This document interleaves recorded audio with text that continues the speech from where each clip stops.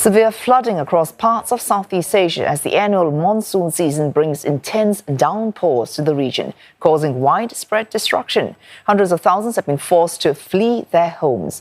Malaysia is bracing for its worst flooding in a decade. At least 4 people have died due to this deluge.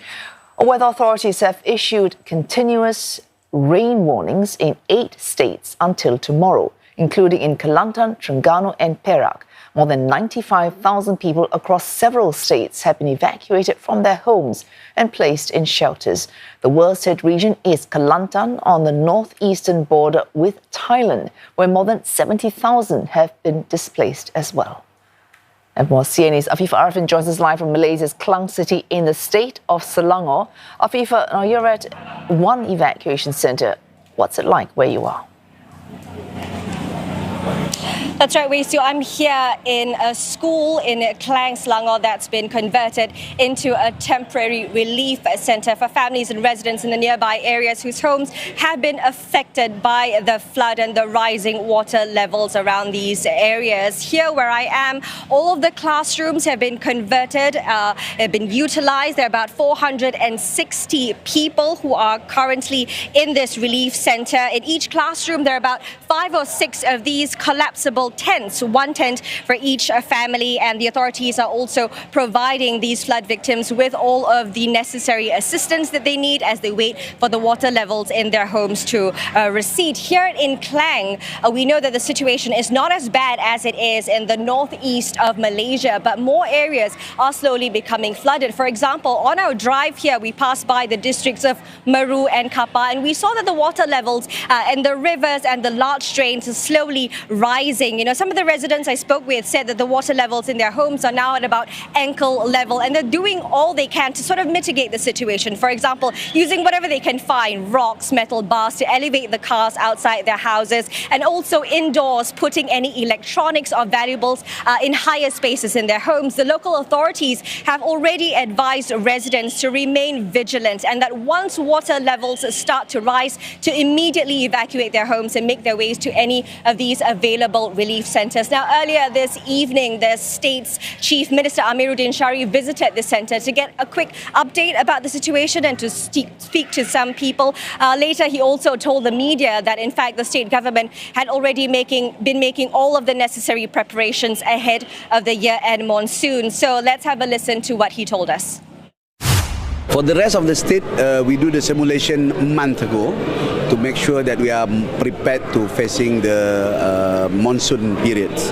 And of course, we also identified what the critical project have to be done to make sure the water flows okay, and the water flows can be reduce the possibility of flood in more than 77 hotspots in the Selangor state government. But it still depends on the high tide and also the situation of the water, the waterfall in each rain situations. So, Afifah, we're hearing that. So you need to manage both the infrastructure for water as well as where you are. For example, stocking, converting these classrooms into shelters and tents for the many who have been evacuated. What else is the government needing to do to mitigate the worst of this crisis for those who are affected? Well, Malaysia's Met Department has already issued a continuous rain warning for 8 states across the country. The number of those displaced now, well, close to 100,000 people across the country, and it's expected to rise in the coming days. The northeastern state of Kelantan, as we know, is the most badly hit, with over 70,000 people displaced. The government has already sent in thousands of personnel from the Fire and Rescue Department, from the Army, as well as other government agencies.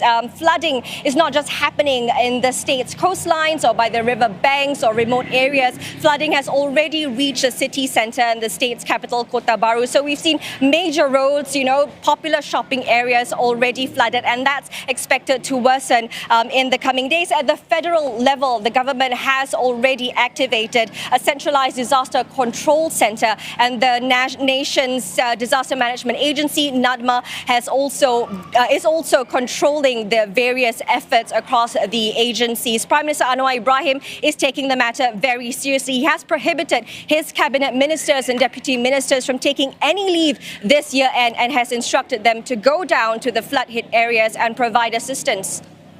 Oh, thanks, Afifah Ariffin reporting live there from Klang City in the Malaysian state of Selangor. Renard Siu, climate change advisor at the Centre for Governance and Political Studies, explains what more could be done to prevent such widespread damage. Our policies are clearly inadequate at this point in time.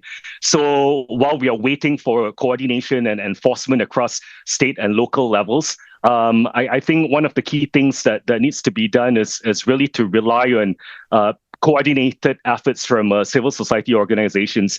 I have to also say that data and research is probably another area that's been quite challenging, especially with climate change intensifying rainfalls.